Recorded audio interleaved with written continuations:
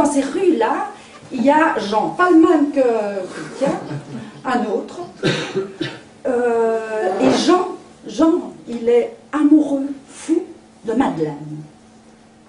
Et Madeleine, elle aime Jean.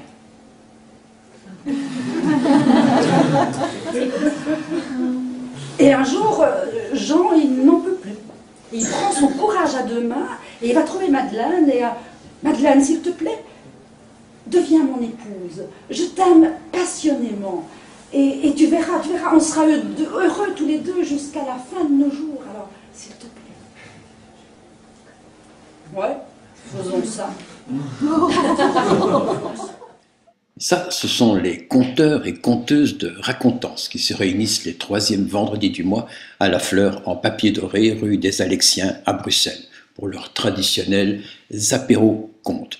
Leur histoire a commencé en décembre 2007 dans un hangar glacé de Watermal-Boisfort. On peut dire que tout le monde se gelait, mais l'ambiance était si chouette que les deux dodos à la base de cet événement, Dominique Lerut, écrivaine de Chloé Délices, et Dominique Brinard, journaliste télé, décidèrent de continuer.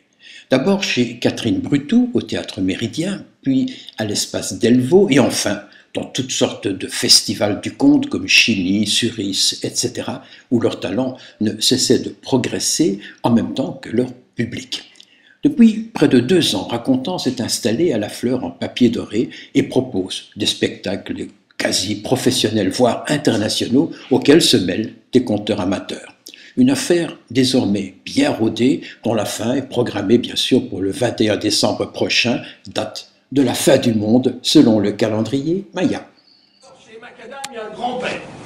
Le grand-père, il a 80 ans et il jongle avec les bûches. Rien que pour s'amuser. Il y a le père. Alors le père, c'est encore mieux. Lui, il fait du lancer de tronc. Et il peut vous le lancer à 50 mètres. Alors il prend comme ça, et hop, il court, et hop, comme ça, en criant bim bam. Alors là, je vais ouvrir une parenthèse. Et je vais vous demander votre participation, madame. Est-ce que vous voulez bien me tenir la parenthèse de ce côté-ci? Merci. Vous me tenez de l'autre côté? Merci de ne pas la lâcher quand je le bouge.